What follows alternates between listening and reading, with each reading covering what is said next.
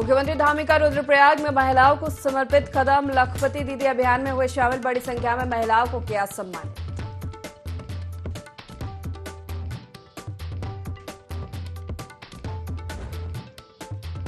गोवर्धन सरस्वती विद्या मंदिर पहुंचे सीएम धामी। 10वीं 12वीं बोर्ड के टॉप 10 छात्रों को किया सम्मानित। गोवर्धन सरस्वती विद्या मंदिर में भवन निर्माण के लिए 60 लाख रुपए की आर्थिक सहायता की भी घोषणा।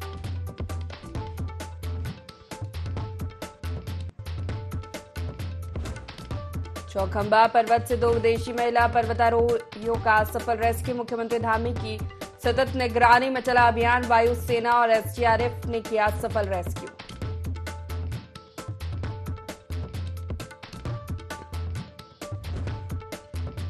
हरिद्वार में सांसद चंद्रशेखर रावण का विवादित बयान। कहा, पत्रकारों से गोली लगने का डर, कौन पत्रकार गोली मार दे क्या भरोसा।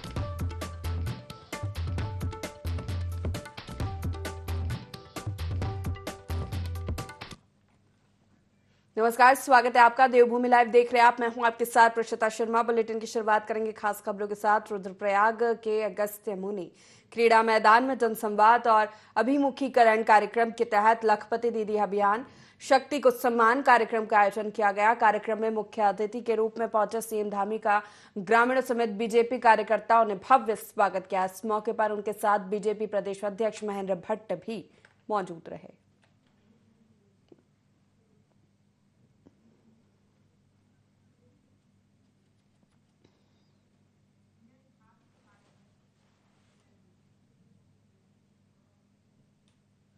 राजधानी देहरादून के विद्या भारती स्कूल में मेधावी छात्र छात्राओं के सम्मान समारोह का आयोजन किया गया, जिसमें मुख्यमंत्री पुष्कर सिंह धामी और शिक्षा मंत्री धन सिंह रावत के साथ में कई शिक्षक और भारी संख्या में छात्र छात्राएं मौजूद रहे। कार्यक्रम में कुमाऊं और गढ़वाल के हाई स्कूल और इंटरमीडिएट के मेधावी छात्र छात्राओं को सम्मानित किया गया। इस मौके पर मुख्यमंत्री पुष्कर सिंह धामी ने छात्र छात्राओं को संबोधित किया। मुख्यमंत्री पुष्कर सिंह धामी ने अपने संबोधन में छात्र छात्राओं से कहा, सफलता का कोई विकल्प नहीं होता, हमेशा मेहनत के साथ पढ़ाई करनी चाहिए, सफलता जरूर मिलती है।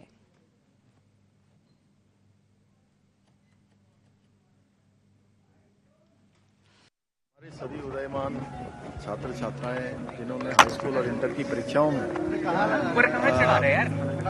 उच्च वरीयता में उच्च स्थान प्राप्त किया है, उन सभी को यहाँ पर सम्मानित किया गया है। और निश्चित रूप से ये इन सभी के लिए जहाँ प्रोत्साहन है, आगे के लिए इनके लिए एक प्रेरणा भी है कि आने वाले समय में सभी परीक्षाएं जो भी इन्होंने जीवन में देनी है, उन सभी में। केदारनाथ विधानसभा उपचुनाव को लेकर सियासत थमने का नाम नहीं ले रही है। भाजपा और कांग्रेस दोनों एक दूसरे पर लगातार तंज कस रहे हैं। वहीं कांग्रेस प्रदेश उपाध्यक्ष मथुरा दत्त जोशी का कहना है कि कांग्रेस केदारनाथ में ग्रास रूट पर काम कर रही है और जब भी अधिसूचना जारी होगी, कांग्रेस के नेता और कार्यकर्ता क्षेत्र में जाकर जनता से संवाद करेंगे। कांग्रेस मीडिया को दिखाने के लिए काम नहीं करती।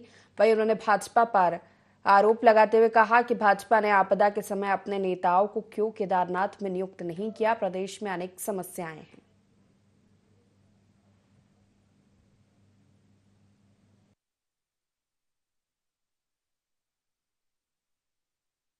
हम तो ग्रास रूट पर काम कर रहे हैं, बूथ स्तर पर काम कर रहे हैं। हमारे लोग वहाँ लगे हुए हैं, पूरी पार्टी सक्रिय है और हम तो इंतज़ार कर रहे हैं कब ये चुनाव की घोषणा करें, कब हम लोगों को वहाँ पर भेजें। हम इनकी तरह जल्दीबाजी नहीं करेंगे। हमारे धरातल पर काम हो रहा है। ये तो दिखाने के लिए, मीडिया के लिए, शोबाजी करने के लिए। आज केदारनाथ में डेवलपमेंट की बात कर रहे हैं, मंत्रियों को 5 मंत्री की ड्यूटी लगा रहे हैं। वो बद्रीनाथ में क्यों नहीं लगाई? आपने घनसाली में क्यों नहीं लगाई? धारचूला क्यों नहीं लगाई ड्यूटी? क्योंकि वहाँ चुनाव है, आपको अपने राजनीतिक स्वार्थ की पूर्ति करनी है, इसलिए आप मंत्रियों को वहाँ ड्यूटी में लगा रहे हो। राजकीय गौवंश प्रजनन प्रयोगशाला में कार्यरत संविदा श्रमिकों के साथ हुए शोषण और उसको निकाले जाने पर उस वक्त हंगामा खड़ा हो गया, जब सामाजिक कार्यकर्ता गजेंद्र जोशी की अगुवाई में स्थानीय लोगों ने परियोजना निदेशक का घेराव किया, जहां वार्ता के दौरान स्थानीय लोगों और विभागीय कर्मियों की तीखी नोकझोंक भी हुई।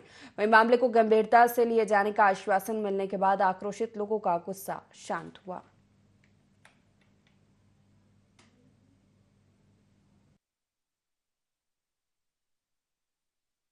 बेसिकली यहाँ पे आज श्रमिक जो काम करते हैं वो स्थानीय लोग ही हैं और कुछ महिलाएं कुछ पुरुष उनमें हैं। तो ग्राम सभा भूड़ से कुछ जो है मतलब 5-7 महिलाएं जो हैं वो लगी हुई हैं। तो थोड़ा सा ये ठेकेदार के द्वारा ये काम कराया जाता है, तो उसकी जो सुपरवाइजर जो है उसकी तो के व्यवहार से ये लोग थोड़ा सा ये कि असंतुष्ट हैं। और आज थोड़ा सा जो काम बताया हुआ तो उसके प्रति इन्होंने ये असहमति व्यक्त की। तो जो इनकी शिकायतें थी वो मैं अपने संज्ञान में लेके शीघ्र ही उसका निराकरण। चमोली के चौखंबा में 2 पर्वतारोहियों का रेस्क्यू ऑपरेशन पूरा हो गया है, जहां माउंटेन चौखंबा 3 पर फंसे दोनों पर्वतारोही को सुरक्षित निकाला गया। 80 घंटे से चल रहा रेस्क्यू ऑपरेशन थम गया है। बता दें कि भारतीय वायुसेना, एसडीआरएफ, एनडीआरएफ, आर्मी प्रशासन रेस्क्यू ऑपरेशन में जुटा था।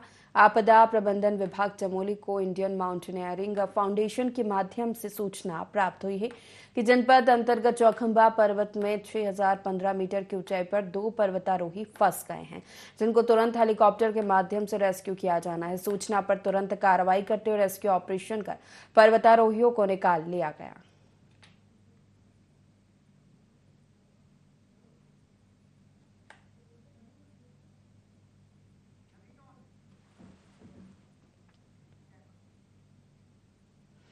राज्य में बहुउद्देशीय सहकारी समितियों में सभापति के पदों पर 33% महिला आरक्षण के लिए प्रक्रिया गतिमान है।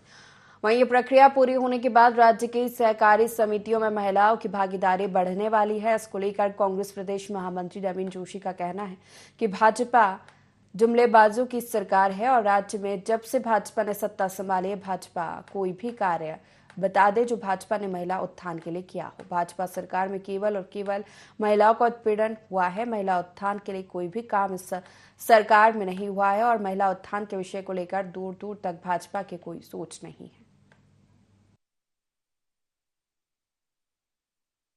जुमलेबाजी कर रही है, ये कहती है कि हम सहकारी समितियों में आरक्षण बढ़ाएंगे या उनकी भागीदारी बढ़ाएंगे, और लेकिन भागीदारी कहाँ महिलाओं की बढ़ रही है। आज हम महिला उत्पीड़न की बात करें तो पर्वतीय जो हमारे जो हिमालयी प्रदेश हैं उसमें उत्तराखंड पहले स्थान पर आ गया। महिलाओं के लिए इन्होंने कभी कुछ सोचा ही नहीं। उत्पीड़न की घटनाएं बढ़ती जा रही हैं। सरकार को महिला उत्थान के लिए कुछ सोचना चाहिए। ये कहने से कुछ फर्क पड़ने वाला नहीं है। जब आप करके दिखाएंगे तो आप बोलिए कि हमने ये किया है। जब से आपने प्रदेश के अंदर सत्ता संभाली है, महिलाओं के उत्थान के लिए आपने जो योजनाएं बनाई हो, जो उनके उत्थान के लिए आपने काम किए, ये भारतीय जनता पार्टी सिर्फ जुमलेबाजी करती है तो महिला उत्थान के बारे में दूर दूर तक इनकी कोई सोच। हरिद्वार में पंतदीप मैदान में नगर निगम के खिलाफ धरना दे रहे लोगों ने नगर निगम पहुंचकर खूब हंगामा किया। डंपिंग जोन के पास एक गाय के बछड़े की मौत हो जाने से नाराज स्थानीय लोगों ने नगर निगम पर लापरवाही का आरोप लगाते हुए नगर निगम में हंगामा किया। हंगामे की सूचना पर पुलिस भी मौके पर पहुंची और लोगों को समझा बुझाकर शांत किया। मुख्य नगर आयुक्त के आश्वासन के बाद नारेबाजी कर रहे लोग शांत हुए। अधिकारियों के आश्वासन पर धरना भी खत्म किया।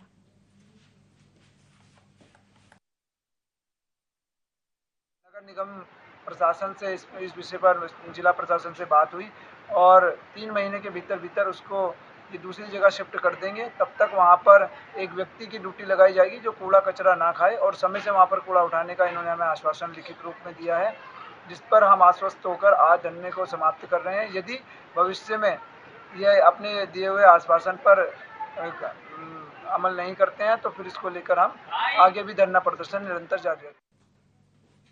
हरिद्वार में नगीना सांसद चंद्रशेखर रावत ने एक विवादित बयान दिया है। चंद्रशेखर रावत ने कहा कि पत्रकारों से मुझे गोली लगने का डर है, कौन पत्रकार गोली मार दे क्या भरोसा। इस दौरान उन्होंने खुद की माफिया अतीक अहमद से तुलना भी की और पत्रकारों को हत्यारा बता दिया। तो वहीं मौके पर स्थानीय विधायक पत्रकार उमेश कुमार मुखदर्शक बने रहे।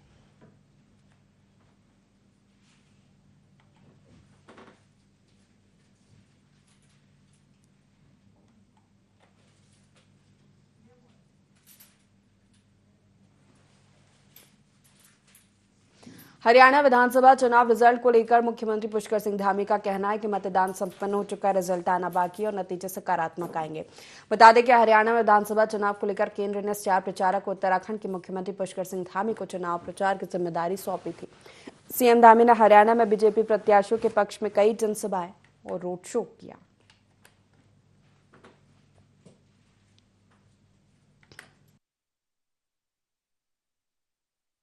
का ये सम्मान ये आप सब लोगों के लिए आगे के लिए भी एक प्रोत्साहन है कि अब ये जो सफलता आप सबने प्राप्त की है, ये सफलता अब आपकी अनवरत रूप से चलती रहे और इस सम्मान से आप सब में एक नई ऊर्जा का, नए उत्साह का और एक नई उमंग का संचार होगा और आगे आने वाले जितने भी आपके जीवन में जितनी भी चुनौतियां हैं, जितनी भी परीक्षाएं आपको देनी हैं, उन सभी परीक्षाओं में आप सबको और अच्छा।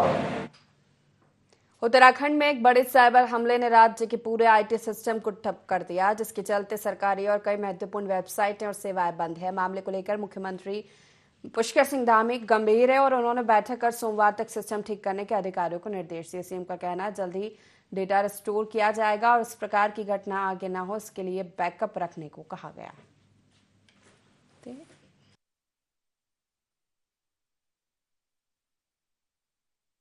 जल्दी से जल्दी हम उसको रिस्टोर करने के लिए हमने कहा है कि जल्दी से जल्दी रिस्टोर करें, जिससे कि सभी कामकाज सामान्य रूप से प्रारंभ हो। और काफ़ी सफलता उसमें प्राप्त हो गई और जल्दी हमने काफ़ी सारी मीटिंग की है, उसमें समीक्षा भी की है कि भविष्य में इस प्रकार की घटनाएं न हो, उसके लिए बैकअप रखा जाए, अन्य प्लान भी तैयार किए जाए। मुख्यमंत्री पुष्कर सिंह धामी ने मुख्यमंत्री आवास में स्टेट डेटा सेंटर में आए मालवेयर अस्थायी रूप से बंद की कई ऑनलाइन सेवाओं के संबंध में स्टेट डेटा सेंटर स्वान एनआईसी आईटीडीए से संबंधित सभी अधिकारियों, विशेषज्ञों, पुलिस विभाग, शासन के उच्च अधिकारियों के साथ बैठक। इस दौरान मुख्यमंत्री ने अधिकारियों को स्टेट डेटा सेंटर की स्कैनिंग जल्द पूरा कर जनहित से जुड़े विभागों की साइट को प्राथमिकता से दोबारा शुरू किए जाने के निर्देश दिए हैं। उन्होंने ये सुनिश्चित किया सोमवार तक सभी साइट्स का संचालन शुरू हो जाए।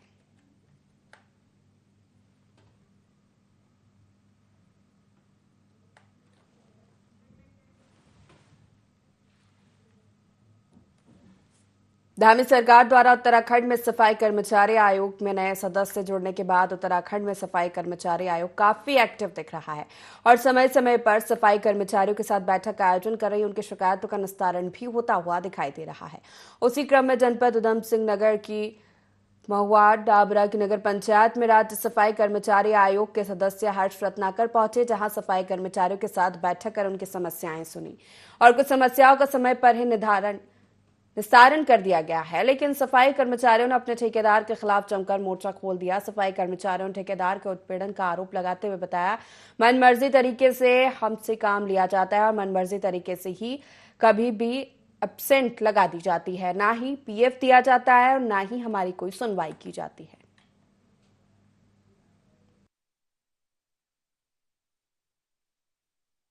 सख्त अधिकारी को निर्देश देते हुए कहा कि 8 दिन के अंदर अगर इनका पीएफ और एसआई जमा नहीं हुआ तो कड़ी कार्रवाई की जाएगी।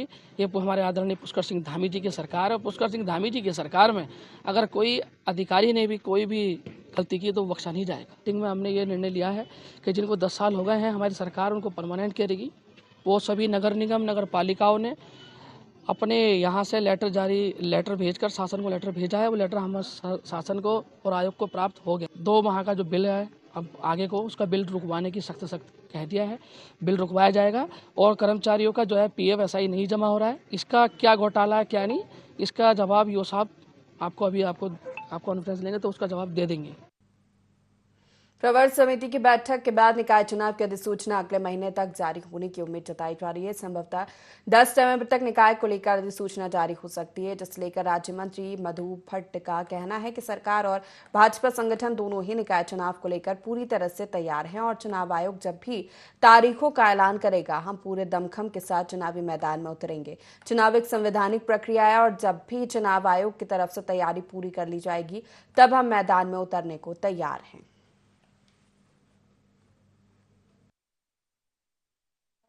पूरी तरह से चुनाव के लिए तैयार है और जो हमारा चुनाव आयोग है वो अभी सारी प्रक्रियाएं, क्योंकि आरक्षण से संबंधित और कई ऐसे उसकी जो है वो पूरी प्रक्रिया जो होती है उसके तहत जो है चुनाव आयोग जो है वो तैयारी के साथ और हर प्रकार की तैयारी सरकार ने कर ली है और मुझे लगता है कि शीघ्र ही जो है निकाय चुनाव किए जाएंगे। बाजपुर से इंस्पेक्टर सुधांशु के नेतृत्व में आई 15वीं वाहिनी एनडीआरएफ की टीम ने महाविद्यालय लोहाघाट में एनसीसी कैडेट्स को बाढ़, आपदा, भूकंप, आगजनी दुर्घटना में लोगों की जान बचाने के महत्वपूर्ण गुर सिखाए। महाविद्यालय के एनसीसी लेफ्टिनेंट कमलेश सगटा की अध्यक्षता में हुए कार्यक्रम में एनडीआरएफ टीम ने एनसीसी कैडेट्स को सीपीआर देना, चोट लगने पर खून बहने को रोकना, बाढ़, भूकंप में लोगों की जान बचाने, अग्नि दुर्घटना में लोगों को बिल्डिंग से बाहर निकालने, अग्निशमन यंत्रों का प्रयोग करने संबंधित महत्वपूर्ण जानकारी दी गई। इंस्पेक्टर सुधांशु ने बताया किस प्रकार से सहायता पहुंचने तक आप घर में रखे सामान की मदद से रेस्क्यू उपकरण बनाकर अपनी और लोगों की जान बचा सकते हैं और आपदा या बाढ़ आने पर घर के पालतू जानवरों की जान बचाने के लिए उन्हें बंधन मुक्त कराना चाहिए।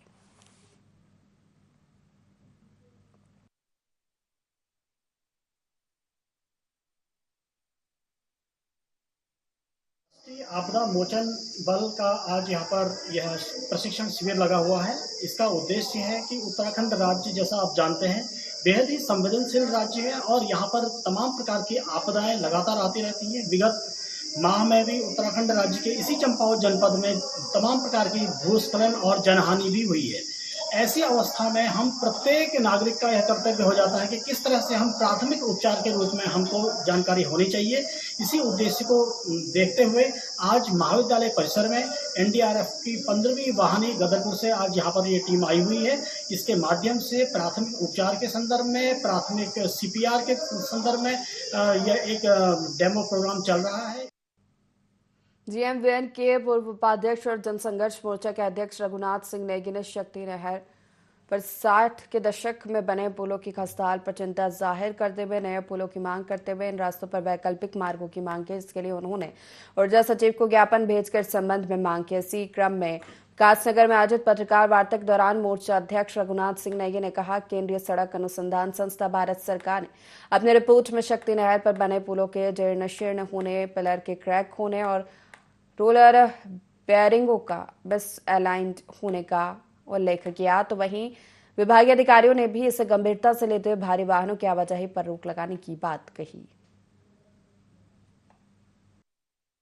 डापत्थर बैराज से लेकर के जो ढालीपुर बैराज है उसके बाद कुल्हाल तक जो इस संबंध में जो इसके पुल हैं, जो शक्ति नहर पर बने हुए पुल हैं, उनके बारे में केंद्रीय सड़क अनुसंधान संस्थान जो भारत सरकार की संस्था है उसने जो रिपोर्ट सौंपी है वो रेड अलर्ट कर दिया उसने विभाग को। बहुत जीर्ण शीर्ण है, 50-60 साल पुराने हैं और ये जो भारी वाहन जो 50-50 टन उप खनिज लेकर के तमाम जो सामग्री लेकर चल रहे हैं, ये किसी न किसी वक्त भी कोलैप्स हो सकते हैं। और इसमें जो यूजेबल ने कई बार प्रशासन को लिखा है कि आप इस पे आवागमन बिल्कुल बंद करा दीजिए भारी वाहनों की, ये सिर्फ और सिर्फ हल्के वाहनों को चलाने के लिए ही ये खुले रह सकते हैं, लेकिन इस बारे में अब तक कोई कार्रवाई नहीं हुई है। विकासनगर में राष्ट्रीय शिक्षा नीति 2047 तक विकसित राष्ट्र की ओर भारत विषय पर एक दिवसीय राष्ट्रीय सम्मेलन का आयोजन किया गया। कार्यक्रम में पूर्व मुख्यमंत्री और हरिद्वार सांसद त्रिवेंद्र सिंह रावत ने बतौर मुख्य अतिथि शिरकत की। इस सम्मेलन में शिक्षाविदों, शिक्षक और शोध छात्र छात्राओं ने भाग लिया।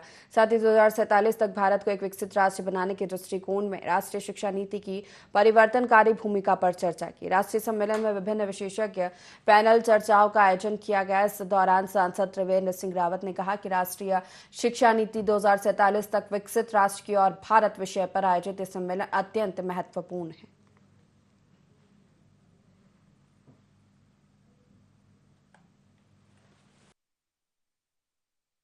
मेरे सामने एक जो बच्चा रिसर्च कर रहा है उसने भी अपनी बात यहाँ पर रखी है।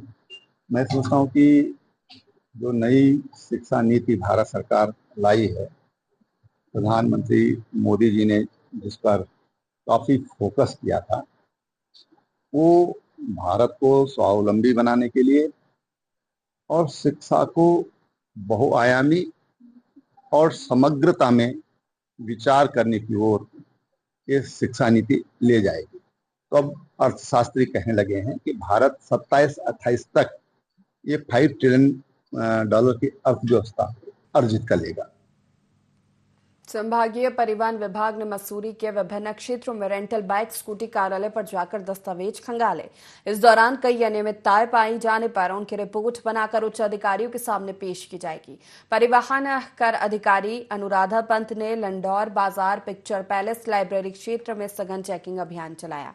इस दौरान रेंटल स्कूटी बाइक संचालकों में हड़कंप मच गया। परिवहन कर अधिकारी ने दस्तावेजों को देखा, पार्किंग के बारे में भी जानकारी दी।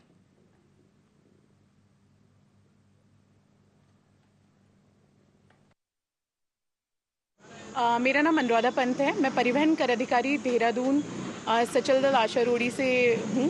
आज मसूरी में जो रेंटल बाइक हम लेते हैं घूमने के लिए, जो भी हमारे टूरिस्ट आते हैं, तो उनकी जो शॉप्स हैं जहाँ पे आप देख रहे होंगे, इनकी हर एक दुकान पे जाके इनके पंजीकरण, लाइसेंस, कितनी गाड़ियाँ लाइसेंस में पंजीकृत हैं, इसके अलावा इन्होंने क्या व्यवस्थाएं रखी हैं, क्या इन्होंने रजिस्टर और अपने अभिलेखों का संरक्षण अच्छे से किया है या नहीं किया है, इसके अतिरिक्त इनकी पार्किंग की सुविधा कहाँ उपलब्ध है, इनके दिए गए पते पे इनकी जो शॉप है वो उपस्थित है या नहीं है, इनका संचालन कौन कर रहा है, इनके अभिलेखों की पुष्टि की, लाइसेंस की जो वैधता है वो कब तक है, इस तरीके की सारी जाँच की जा रही है।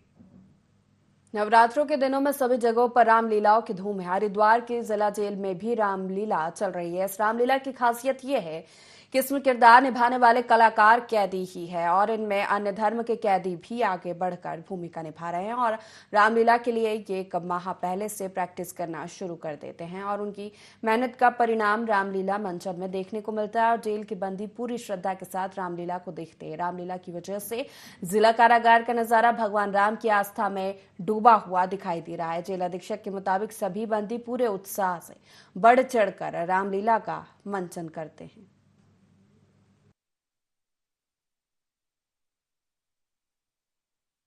के पवित्र दिनों में रामलीला का मंचन पूरे देश में हो रहा है। इसी क्रम में हमारी जेल कारागार में भी ये विगत कई वर्षों से वरिष्ठ जेल अधीक्षक श्री मनोज जी के प्रयत्नों से ये एक मनोरंजन के साथ साथ धार्मिक, सामाजिक और सांस्कृतिक शिक्षा भी बंदियों को प्राप्त हो, ये बहुत ही अच्छी पहल है।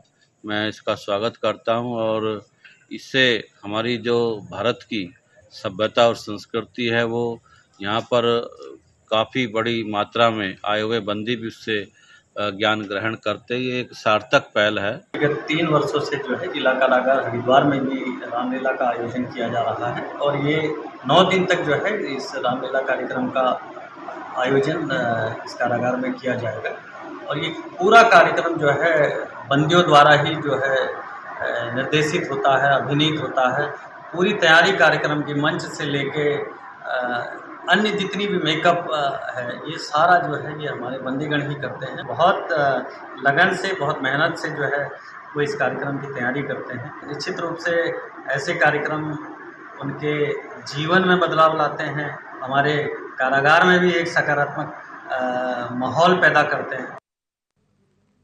देहरादून में द ओएसिस इंटेलेक्चुअल पर्ल्स का समापन हुआ। इस कार्यक्रम में राजधानी देहरादून के 7 विद्यालय के छात्र छात्राओं ने प्रतिभाग किया। इस कार्यक्रम का मुख्य उद्देश्य छात्र छात्राओं में साहित्य के प्रति जागरूकता पैदा करना। वहीं कार्यक्रम में हिंदी भाषा में कविता लेखन, वाद विवाद प्रतियोगिता का आयोजन किया गया, तो वहीं अंग्रेजी भाषा में शॉर्ट स्टोरी राइटिंग जैसे क्रियाकलापों का आयोजन किया गया। पिछले साल इस कार्यक्रम का आयोजन केवल इंग्लिश में किया गया था, लेकिन इस साल हिंदी और संस्कृत को भी कार्यक्रम से जोड़ा गया है। इस कार्यक्रम का मुख्य विषय एआई इन क्रिएटिव राइटिंग है। लिटरेरी फेस्टिवल है। इसमें 3 भाषाओं में हमारे विभिन्न प्रतियोगिताओं का आयोजन हुआ था, जिसमें अंग्रेजी, हिंदी और संस्कृत थी। संस्कृत में हिंदी श्लोक वाचन प्रतियोगिता का आयोजन हुआ था। हिंदी में कविता लेखन, कविता वाचन और वाद विवाद प्रतियोगिता का आयोजन हुआ था। और इंग्लिश में इंग्लिश डिबेट थी, English poetry writing, poetry recitation, short story writing events का आयोजन किया गया था। ये बच्चों में साहित्य के प्रति रुचि जगाने के उपलक्ष्य में ये फेस्टिवल का आयोजन होता है। ये इसका दूसरा साल है। पिछले साल से हमने इसको करना शुरू किया था। पिछले साल ये सिर्फ अंग्रेजी में था। This year we have started doing it in English, Hindi and Sanskrit. इसमें पूरे देहरादून से 7 विद्यालयों ने प्रतिभाग किया था, जिसमें Doon school, Himjyoti, Doon international, Kasiga, Wynberg Allen कुछ प्रमुख स्कूल थे। इसी के साथ फिलहाल इस बुलेटिन में इतना ही। लगातार खबरों के लिए देखते रहिए IND24। नमस्कार।